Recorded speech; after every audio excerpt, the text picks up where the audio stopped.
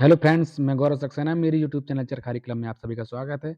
आज विज्ञान के अति महत्वपूर्ण प्रश्नों पर चर्चा करेंगे जो पूर्व में परीक्षाओं में पूछे गए हैं और हमेशा ही ये प्रश्न परीक्षाओं में पूछे जाते हैं।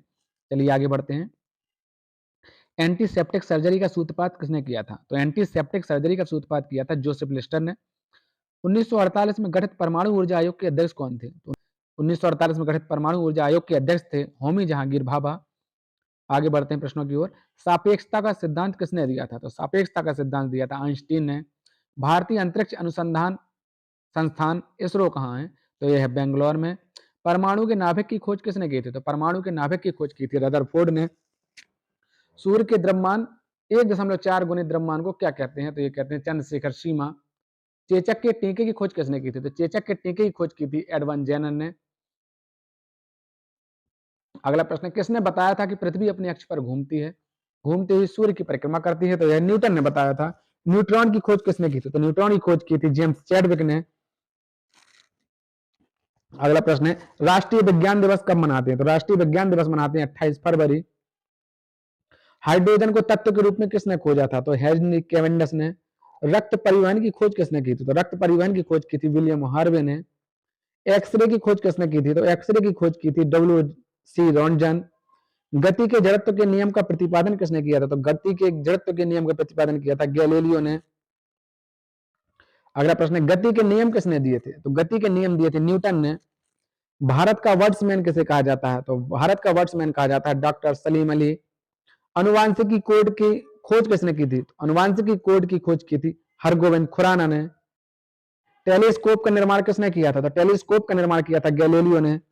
लाइसोसोम की खोज किसने की थी? तो लाइसोसोम की खोज की थी सीडी दुबे ने। प्राकृतिक चयन का सिद्धांत किसने दिया था? तो प्राकृतिक चयन का सिद्धांत दिया था डार्विन ने। लाइकेन की खोज किसने की थी? तो लाइकेन की खोज की थी तोसाल्ले ने। सर्वप्रथम जीवाणु का पता किसने लगाया था? सर्वप्रथम जीवाणु का पता लगाया था ल्यूवेन हॉक ने। पेनिसिलिन की खोज किसने की थी? तो पेनिसिलिन की खोज की थी अलेक्जेंडर फ्लेमिंग ने। कोशिका शब्द का प्रयोग सर्वप्रथम किसने किया था? कोशिका शब्द का प्रयोग सर्वप्रथम किया था रॉबर्ट हुक ने। इंसुलिन की खोज किसने की थी? तो इंसुलिन की खोज की थी बेटिंग एवं बेस्ट ने। गामा किरणों की खोज किसने की थी? तो गामा किरणों की खोज की थी पॉल बिलॉर्ड ने 1900 में। रेबीज के टीके की खोज किसने की थी? तो रेबीज के टीके की खोज की थी लुई पास्चर ने। आगे बढ़ते हैं प्रश्नों की ओर। अगला प्रश्न है, प्राकृतिक वर्ण अर्थात नेचुरल सिलेक्शन का नियम किसने प्रतिपादित किया था? तो ये किया था चार्ल्स डार्विन ने। ऑक्सीजन की खोज किसने की थी? तो ऑक्सीजन की खोज की थी सीले एवं प्रिस्टले ने। गुरुत्वाकर्षण के नियमों का आविष्कार किसने किया था? तो गुरुत्वाकर्षण नियमों का आविष्कार किया था न्यूटन ने। सेंट्रल ड्रग रिसर्च इंस्टीट्यूट कहाँ है? तो सेंट्रल ड्रग रिसर्च इंस्टीट्यूट है लखनऊ में। केंद्रीय चावल अनुसंधान संस्थान कहाँ है? तो केंद्रीय चावल अनुसंधान संस्थान है कटक में। भारतीय कृषि अनुसंधान परिषद कहाँ है? तो भारतीय कृषि अनुसंधान परिषद है नई दिल्ली में। भाभा परमाणु अनुसंधान केंद्र कहाँ है? तो भाभा परमाणु अनुसंधान केंद्र ट्राम्बे महाराष्ट्र में। अगला प्रश्न है, वन अनुसंधान संस्थान कहाँ है? तो वन अनुसंधान संस्थान है देहरादून में। विक्रम साराभाई स्पेस सेंटर कहाँ है? तो विक्रम साराभाई स्पेस सेंटर है तिरुवनंतपुरम में। कवकों के अध्ययन को क्या कहते हैं? तो कवकों के अध्ययन को कहते हैं माइकोलॉजी। सिक्कों के अध्ययन को क्या कहते हैं? तो सिक्कों के अध्ययन को कहते हैं numismatic. Centre for DNA fingerprint and diagnostic कहाँ है? तो यह हैदराबाद में। आधुनिक वर्गीकरण का पिता किसे कहा जाता है? तो आधुनिक वर्गीकरण का पिता कहा जाता है लिनियस को। कोशिका का अध्ययन क्या कहलाता है? तो कोशिका का अध्ययन कहलाता है साइटोलॉजी। कोशिका सिद्धांत का प्रतिपादन किसने किया था? तो कोशिका सिद्धांत का प्रतिपादन किया था स्लाइड एवं स्वान ने। शैवालों के अध्ययन को क्या कहते हैं? तो शैवालों का अध्ययन कहलाता है फाइकोलॉजी। नेशनल केमिकल लेबोरेटरी कहाँ है? तो नेशनल केमिकल लेबोरेटरी पुणे में है। मलेरिया रिसर्च सेंटर कहाँ है? तो मलेरिया रिसर्च सेंटर है दिल्ली में। अंगूरों के उत्पादन को क्या कहा जाता है? तो अंगूरों का उत्पादन विटिकल्चर कहलाता है। नेत्र रोग का चिकित्सक क्या कहलाता है? तो नेत्र रोग का चिकित्सक कहलाता है ऑप्थाल्मोलॉजिस्ट। ऑप्थाल्मोलॉजिस्ट। पक्षियों का अध्ययन क्या कहलाता है? तो पक्षियों का अध्ययन कहलाता है ऑर्निथोलॉजी। राष्ट्रीय डेयरी अनुसंधान संस्थान कहाँ है? तो राष्ट्रीय डेयरी अनुसंधान संस्थान करनाल में है। वायरस का अध्ययन क्या कहलाता है? वायरस का अध्ययन कहलाता है virology. National brain research centre कहाँ है? तो नेशनल ब्रेन रिसर्च सेंटर है गुड़गांव में। कीटों का अध्ययन क्या कहलाता है? तो कीटों का अध्ययन कहलाता है एंटोमोलॉजी। चिकित्सा शास्त्र का जनक किसे कहा जाता है? तो चिकित्सा शास्त्र का जनक कहा जाता है हिप्पोक्रेटिस को। मधुमक्खी पालन को क्या कहा जाता है? तो मधुमक्खी पालन को कहा जाता है एपीकल्चर। भूकंपों का अध्ययन क्या कहलाता है? तो भूकंपों का अध्ययन कहलाता है सिस्मोलॉजी। आधुनिक वनस्पति विज्ञान का जनक किसे कहते हैं? तो आधुनिक वनस्पति विज्ञान के जनक कहते हैं लिनियस को। जंतु विज्ञान के जनक किसे कहते हैं? जंतु विज्ञान का जनक कहते हैं अरस्तु को। मनुष्य का वैज्ञानिक नाम क्या है? तो मनुष्य का वैज्ञानिक नाम है होमो सेपियंस। स्वप्नों के अध्ययन को क्या कहते हैं? तो स्वप्नों का अध्ययन कहलाता है ओरिनोलॉजी। केंद्रीय वनस्पति अनुसंधान संस्थान कहाँ है? तो केंद्रीय वनस्पति अनुसंधान संस्थान लखनऊ में है। फलों का अध्ययन क्या कहलाता है? तो फलों का अध्ययन कहलाता है पोमोलॉजी। मानव विकास का अध्ययन क्या कहलाता है? तो मानव विकास का अध्ययन कहलाता है एंथ्रोपोलॉजी। केंद्रीय औषधि अनुसंधान संस्थान कहाँ है? तो केंद्रीय औषधि अनुसंधान संस्थान लखनऊ में है। इलेक्ट्रॉन की खोज किसने की थी? तो इलेक्ट्रॉन की खोज की थी जे थॉमसन ने। प्रोटॉन की खोज किसने की थी? तो प्रोटॉन की खोज की थी गोल्डस्टीन ने।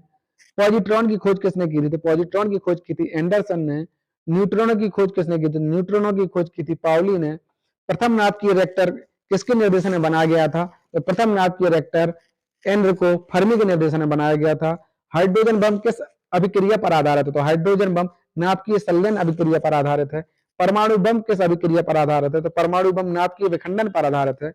रडार के आविष्कारक कौन थे? तो रडार के आविष्कारक थे अल्बर्ट टेलर। आवर्त के नियम की खोज किसने की थी? तो आवर्त के नियम की खोज की थी मेंडलीफ ने। प्रथम हाइड्रोजन बम कब बनाया गया था? तो प्रथम हाइड्रोजन बम 1952 में बनाया गया था। प्रोटॉन किस प्रकार का कण है? तो प्रोटॉन एक धन आवेश युक्त कण है। तथा इलेक्ट्रॉन किस प्रकार का कण है? तो इलेक्ट्रॉन ऋण आवेश युक्त कण है। न्यूट्रॉन किस प्रकार का कण है? तो न्यूट्रॉन जो है आवेशहीन एक कण है। परमाणु बम का आविष्कार किसने किया था? तो परमाणु बम का आविष्कार किया था ऑटो हन ने 1945 में। पोलियो टीके की खोज किसने की थी? तो पोलियो टीके की खोज जो है जॉन साल्क ने की थी। डायनामाइट की खोज किसने की थी? तो डायनामाइट की खोज जो है अल्फ्रेड नोबेल ने की थी 1867 में। इन्हीं के नाम पर जो है नोबेल पुरस्कार दिया जाता है। पॉजिट्रॉन की खोज किसने की थी? तो पॉजिट्रॉन की खोज जो है एंडरसन ने की थी। टेलीफोन का आविष्कार किसने किया था? तो टेलीफोन का आविष्कार ग्राहम बेल ने किया था।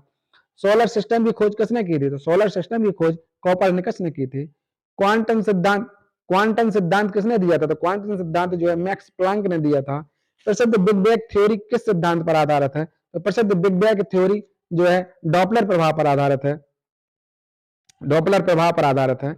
परमाणु में अवस्थित सबसे हल्का कण कौन सा है? तो परमाणु में अवस्थित सबसे हल्का कण है इलेक्ट्रॉन।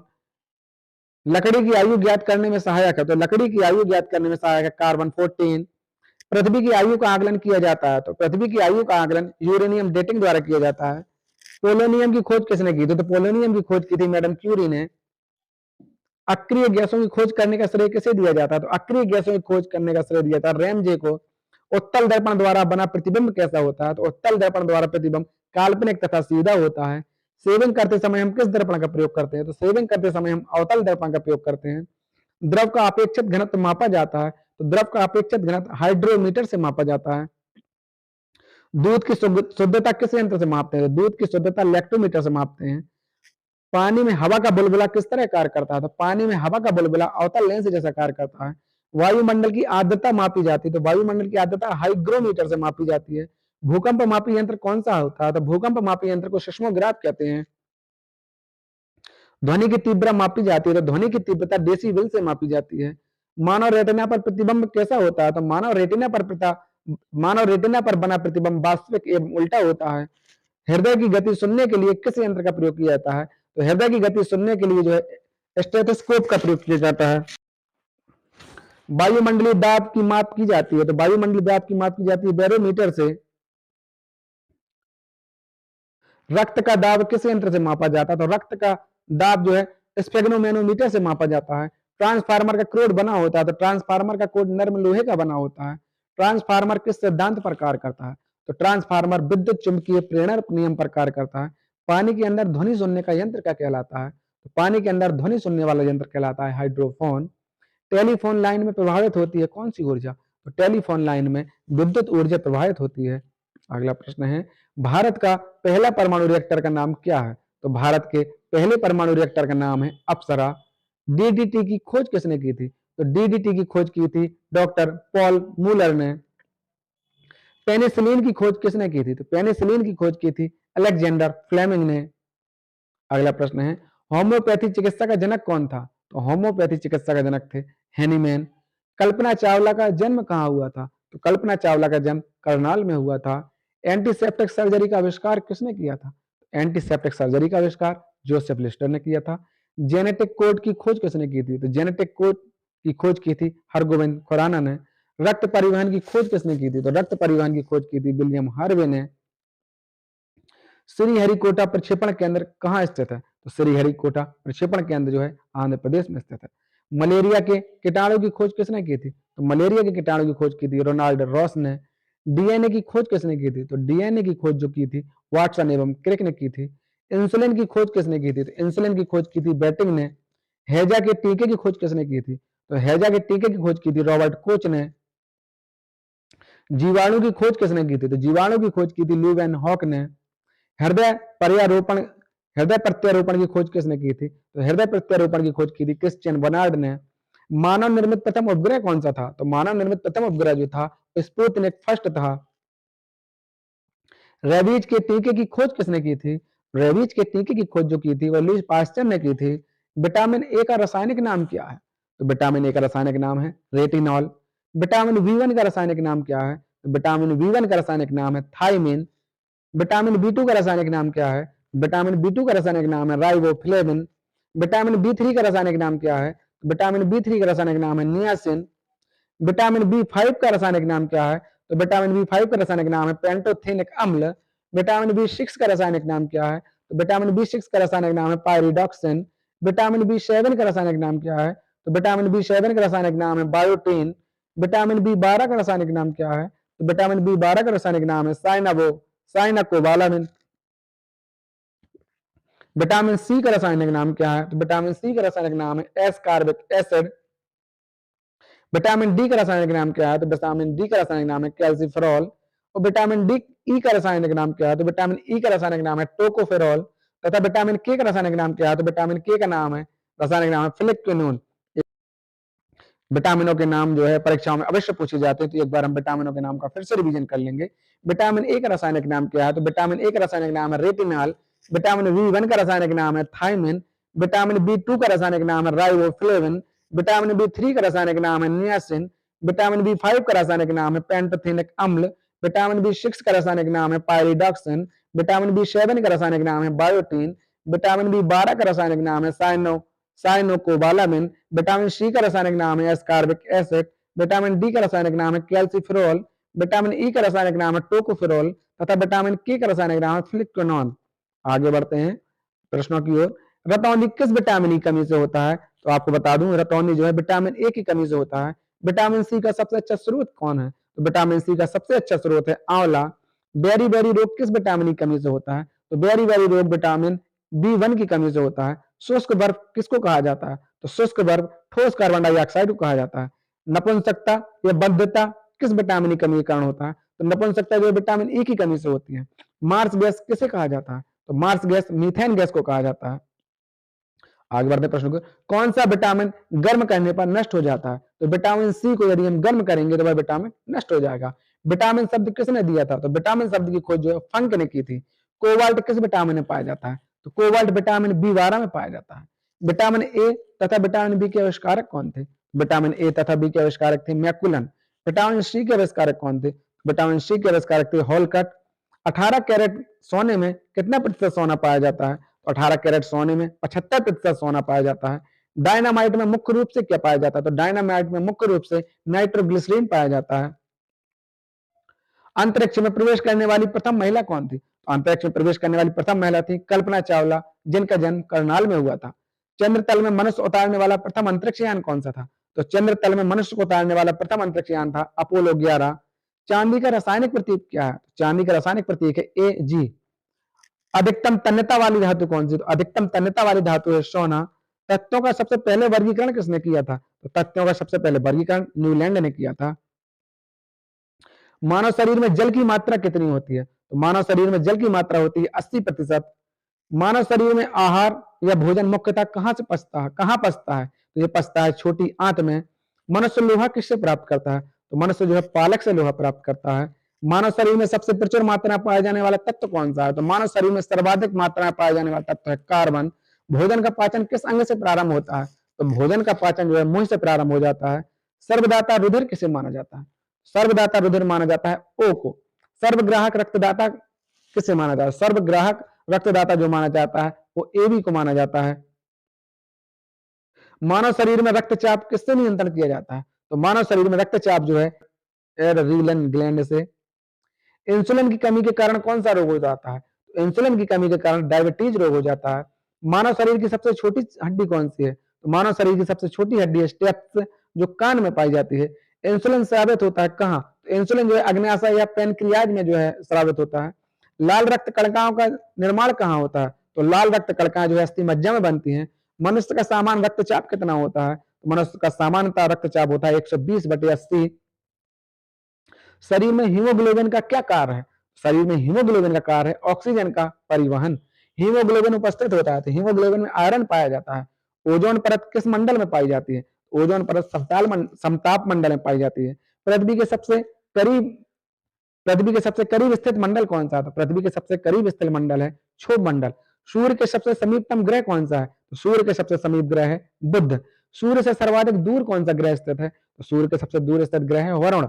सौर मंडल में कौन सा ग्रह चमकीला या अत्यधिक तीव्र ग्रह है? तो सौर मंडल में सबसे चमकीला ग्रह जो है वह शुक्र है। रात्रि के समय आकाश में लाल दिखाई देने वाला ग्रह कौन सा है? तो रात्रि के समय आकाश में लाल दिखाई देने वाला ग्रह है मंगल। हमारा सौर मंडल कौन सी आकाशगंगा में स्थित है? तो हमारा सौर मंडल मंदाकिनी में स्थित है। भोर व सांझ का तारा किसे कहते हैं? तो भोर व सांझ का तारा कहते हैं शुक्र को। टाइटन किस ग्रह का उपग्रह है? तो टाइटन जो है शनि ग्रह का उपग्रह है। बिना उपग्रहों वाले ग्रह कौन से? तो बिना उपग्रहों वाले दो ग्रह हैं, एक बुध व शुक्र। पृथ्वी का एकमात्र उपग्रह कौन सा? तो पृथ्वी का एकमात्र उपग्रह है चंद्रमा। सूर्य के सबसे निकटतम तारा कौन सा है? तो सूर्य के सबसे निकटतम तारा प्रेक्सकुमा सेंचुरी। वायु में कार्बन डाइऑक्साइड की मात्रा कितनी होती है? तो वायु में कार्बन डाइऑक्साइड की मात्रा होती है 0.03%। वायुमंडल में सबसे ऊपरी परत कौन सी है? तो वायुमंडल की सबसे ऊपरी परत है बहिर्मंडल। मौसमी घटनाएं किस मंडल में घटती हैं? तो मौसमी घटनाएं जो घटती हैं वो क्षोभ मंडल में घटती हैं। पराबैंगनी किरणों से रक्षा कौन करता है? तो पराबैंगनी किरणों से रक्षा करते हैं ओजोन गैस या ओजोन मंडल। नीला ग्रह किसे कहते हैं? तो नीला ग्रह कहते हैं पृथ्वी को। तारों एवं सूर्य की ऊर्जा का स्रोत क्या है? तो तारों तथा सूर्य की ऊर्जा का स्रोत है नाभिकीय संलयन। मनुष्य ने पहली बार चांद पर कदम कब रखा था? तो मनुष्य ने पहली बार 1969 में चांद पर कदम रखा था। सौर मंडल का सबसे छोटा उपग्रह कौन सा है? तो सौर मंडल का सबसे छोटा उपग्रह है डीमोस, जो मंगल ग्रह का उपग्रह है। पृथ्वी अपने अक्ष पर घूर्णन करती है, तो पृथ्वी अपने अक्ष पर पश्चिम से पूर्व की ओर घूर्णन करती है। बल का सीजीएस पद्धति में मात्रक क्या है? बल का सीजीएस पद्धति में मात्रक है डाइन। प्रकाश वर्ष किसका मात्रक है? तो आपको बता दें प्रकाश वर्ष दूरी का मात्रक है। एक अश्व शक्ति किसके बराबर होती है? एक अश्व शक्ति जो है 746 वाट के बराबर होती है। दूरी मापने की सबसे बड़ी इकाई कौन सी है? दूरी मापने की सबसे बड़ी इकाई है पार्सेक। लॉगरिथम के आविष्कारक कौन है? तो लॉगरिथम के आविष्कारक है जॉन नेपियर। क्वांटम सिद्धांत के प्रतिपादक कौन है? क्वांटम सिद्धांत के प्रतिपादक है मैक्स प्लांक। वायुमंडल की आर्द्रता को किस यंत्र द्वारा मापते हैं? तो वायुमंडल की आर्द्रता को मापते हैं हाइग्रोमीटर से। घड़ी की चाबी में संचित ऊर्जा कैसी ऊर्जा होती है? तो घड़ी की चाबी में संचित ऊर्जा को कहते हैं स्थितिज ऊर्जा। पनडुब्बी आधारित है, तो पनडुब्बी जो है आर्किमिडीज के सिद्धांत पर आधारित है। समुद्र में तैरना नदी की अपेक्षा आसान होता है। समुद्र में तैरना इसलिए आसान होता है क्योंकि समुद्र के पानी का घनत्व नदी के पानी घनत्व से अधिक होता है। ध्वनि की तरंगे होती हैं, तो ध्वनि तरंगे होती हैं अनुदैर्ध्य। उत्तल दर्पण द्वारा बना प्रतिबिंब कैसा होता है? तो उत्तल दर्पण द्वारा बना प्रतिबिंब काल्पनिक एवं सीधा होता है। ट्रांसफार्मर किस सिद्धांत पर कार्य करता है? तो ट्रांसफार्मर जो है चुंबकीय प्रेरण सिद्धांत पर कार्य करता है। प्रकाश की चाल सबसे पहले किसने ज्ञात की थी? प्रकाश की चाल सर्वप्रथम रोमर ने ज्ञात की थी। प्रकाश तंतु किस सिद्धांत पर कार्य करता है? तो प्रकाश तंतु जो है पूर्ण आंतरिक परावर्तन पर कार्य करता है। परमाणु रिएक्टर आधारित है, परमाणु रिएक्टर नाभिकीय विखंडन पर आधारित है। परमाणु बम आधारित है, तो परमाणु बम जो है अनियंत्रित नाभिकीय विखंडन पर आधारित है। एक कार की बैटरी में प्रयुक्त विद्युत अपघटक होता है, तो एक बैटरी में जो एक कार बैटरी में प्रयुक्त जो है विद्युत अपघटक होता है सल्फ्यूरिक एसिड। स्पष्ट दर्शन की न्यूनतम दूरी क्या है? स्पष्ट दर्शन की न्यूनतम दूरी है 25 सेंटीमीटर। प्रकाश के तरंग सिद्धांत को किसने प्रतिपादित किया था? प्रकाश के तरंग सिद्धांत को जो है हाइगेंस ने प्रतिपादित किया था। पास्कल किसकी इकाई है? तो पास्कल जो है दाब की इकाई है। सूर्य की ऊष्मा पृथ्वी तक कैसे पहुंचती है? तो सूर्य की ऊष्मा पृथ्वी तक विकिरण द्वारा पहुंचती है। रेफ्रिजरेटर में थर्मोस्टेट का क्या कार्य है? तो रेफ्रिजरेटर में थर्मोस्टेट का कार्य एक समान ताप को बनाए रखना। अगला प्रश्न है, ध्वनि का वेग सर्वाधिक होता है, तो ध्वनि का वेग सर्वाधिक होता है ठोसों में, प्रतिध्वनि का क्या कारण है? तो प्रतिध्वनि का कारण ध्वनि का परावर्तन।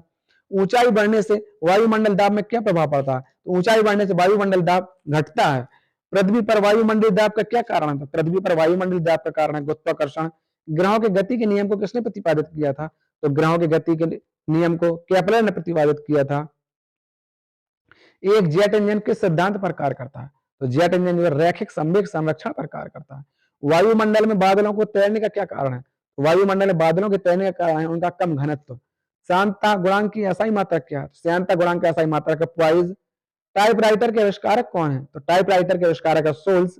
उच्च तापक्रम को मापने का यंत्र क्या है? तो उच्च तापक्रम को मापने का यंत्र है पायरोमीटर। तड़क चालक बनाए जाते हैं, तो तड़क चालक तांबे से बनाए जाते हैं। चुंबकीय क्षेत्र मापा जाता है, तो चुंबकीय क्षेत्र मापा जाता है फ्लक्सोमीटर। स्कूटर के आविष्कारक कौन है? तो स्कूटर के आविष्कारक हैं डैगलर।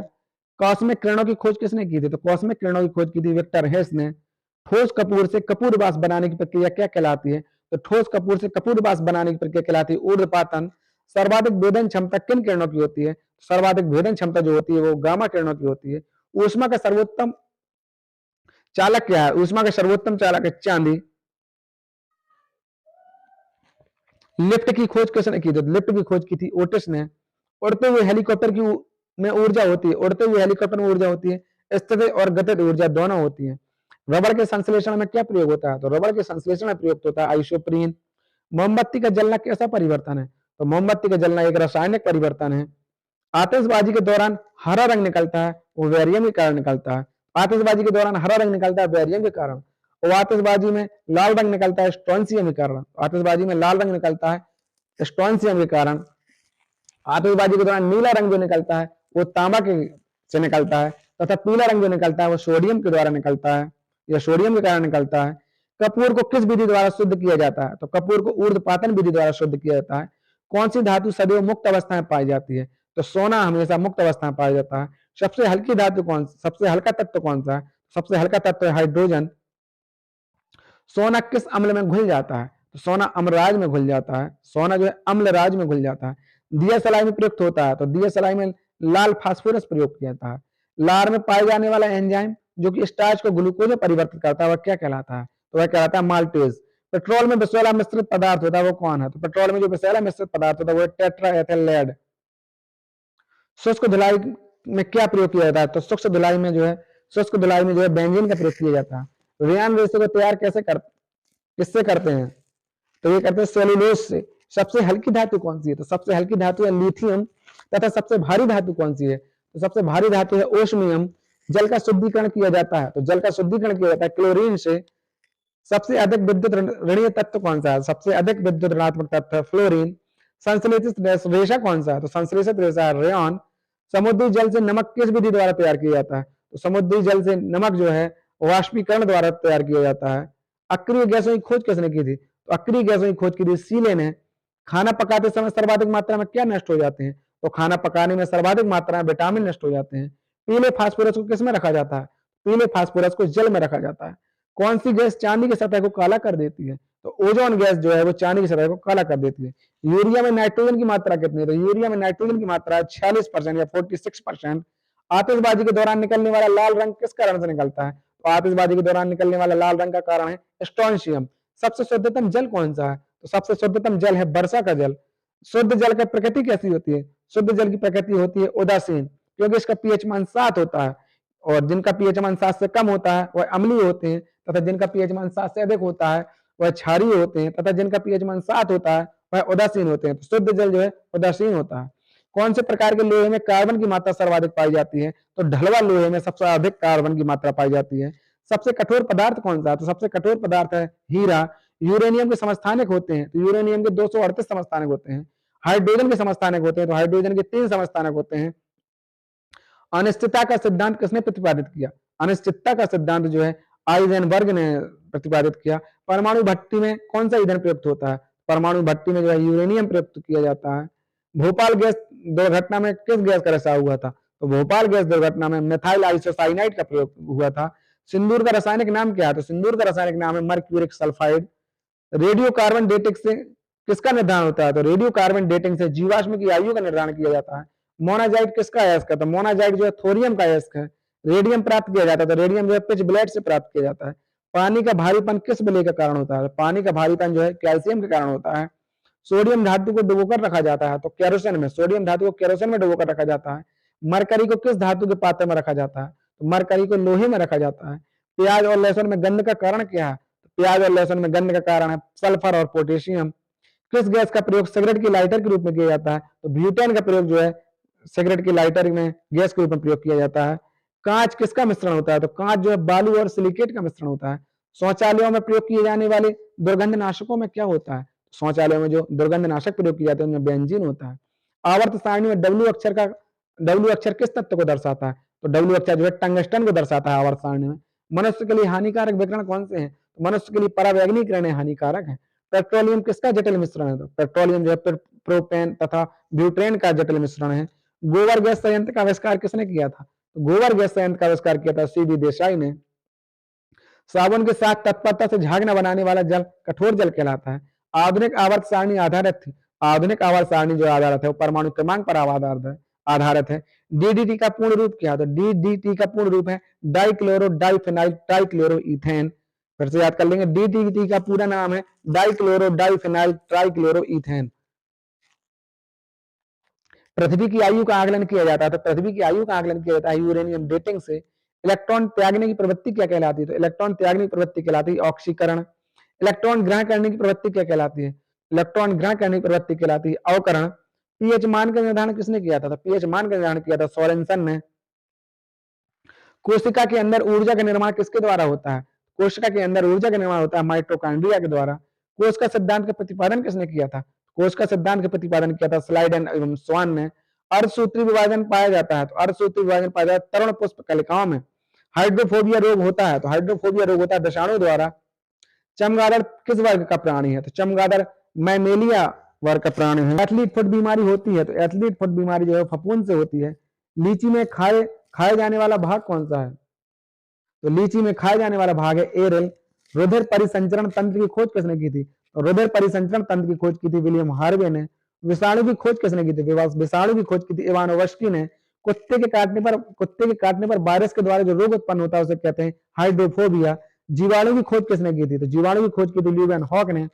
हल्दी के पौधे का खाने योग्य भाग कौन सा है? तो हल्दी के पौधे का खाने योग्य भाग है प्रकंद। आपातकालीन ग्रंथि कौन सी है? तो आपातकालीन ग्रंथि एड्रिनल। मानव शरीर की मास्टर ग्रंथि कौन सी है? मानव शरीर की सब मास्टर ग्रंथि पिट्यूट पीयूष ग्रंथि। रक्त कब्रगाह किसे कहते हैं? रक्त कब्रगाह कहते हैं प्लीहा को।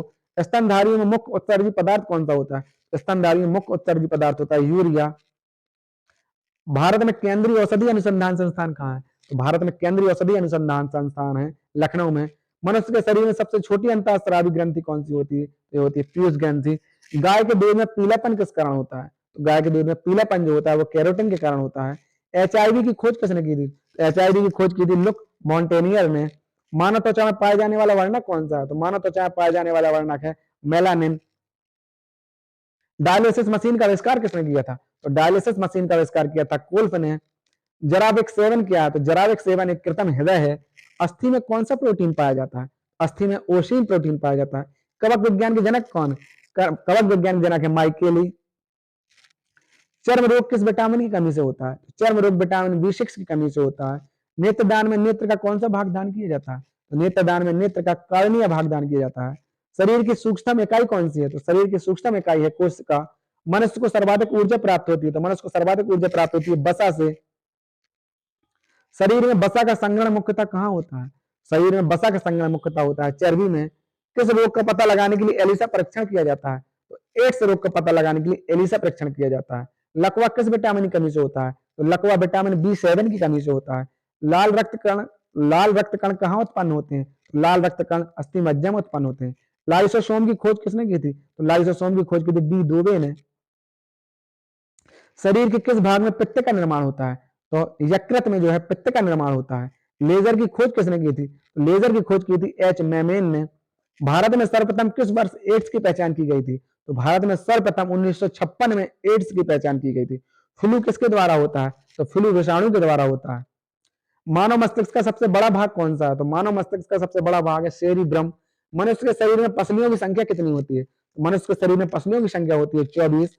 मनुष्य के जीवन काल में कितने दांत 2 बार निकलते हैं? तो मानव जीवन काल में 20 दांत ऐसे हैं, 20 दांत ऐसे हैं जो 2 बार निकलते हैं। मानव शरीर में सर्वाधिक पाया जाने वाला तत्व कौन सा है? तो मानव शरीर में सर्वाधिक पाया जाने वाला तत्व है ऑक्सीजन। जब कोई व्यक्ति सोता है तो उसका रक्तचाप में क्या प्रभाव पड़ता है? जब कोई व्यक्ति सोता है तो उसका रक्तचाप घट जाता है। कौन सा विटामिन अंडे में नहीं पाया जाता? तो विटामिन सी जो है वो अंडे में नहीं पाया जाता। दूध में उपस्थित प्रोटीन कौन सा है? तो दूध में उपस्थित प्रोटीन है कैसीन। जहरीले पदार्थों कहा जाता है, जहरीला पदार्थ किसे कहा जाता है? तो जहरीला पदार्थ कहा जाता है टॉक्सिन को। आरएनए का मुख्य कार्य क्या है? तो आरएनए का मुख्य कार्य प्रोटीन का संश्लेषण।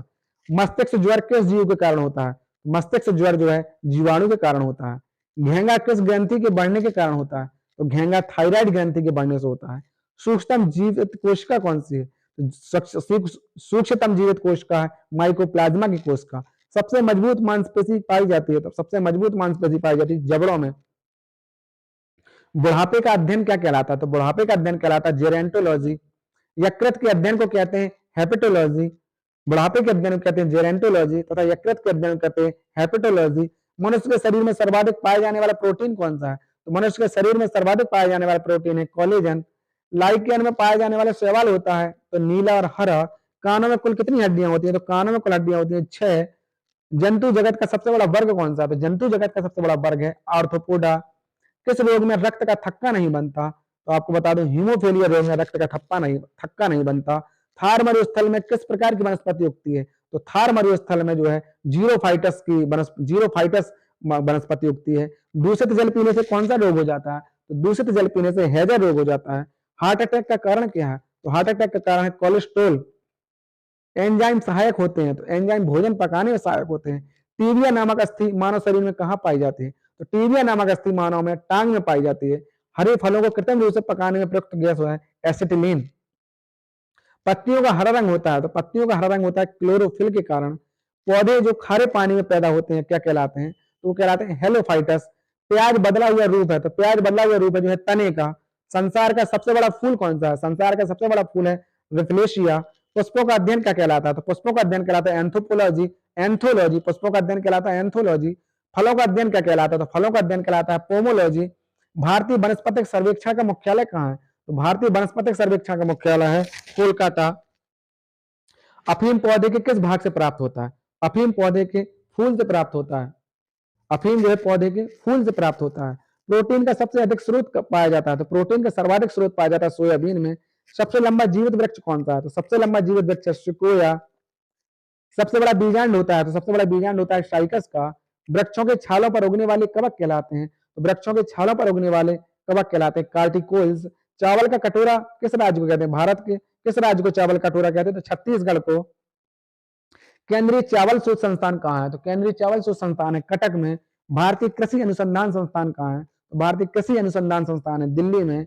भारतीय गन्ना शोध संस्थान कहाँ है? भारतीय गन्ना शोध संस्थान है लखनऊ में। केंद्रीय आलू शोध संस्थान कहाँ है?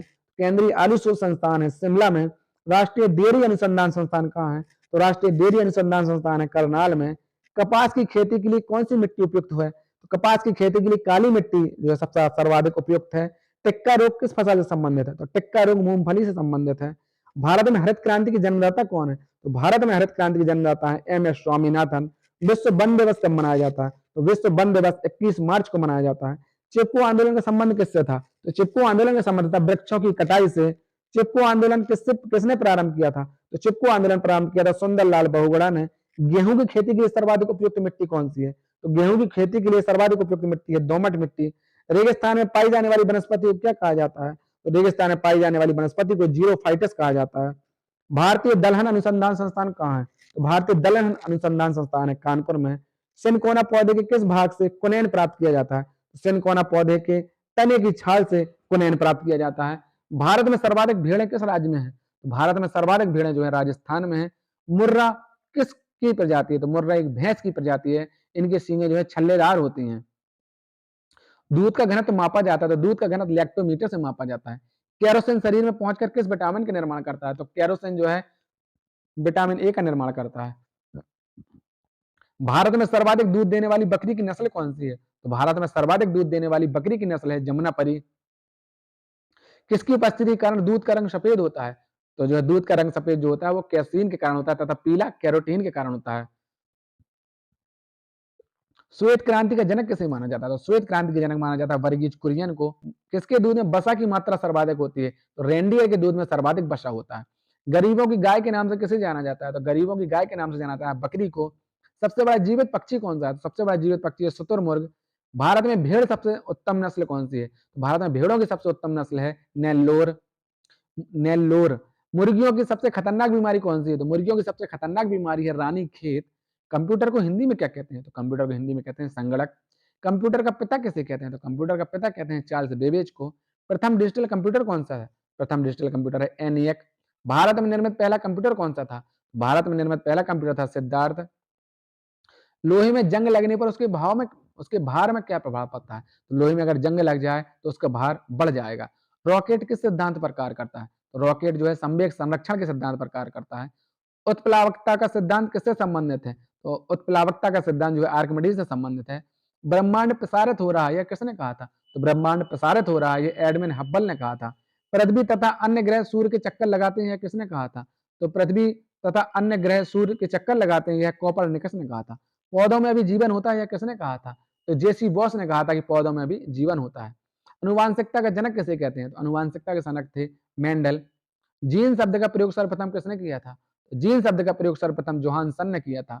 जेनेटिक्स नाम किसने दिया था? जेनेटिक्स नाम दिया था वैटसन ने। प्राथमिक उपभोक्ता कौन होते हैं? तो प्राथमिक उपभोक्ता जो होते हैं वो शाकाहारी होते हैं।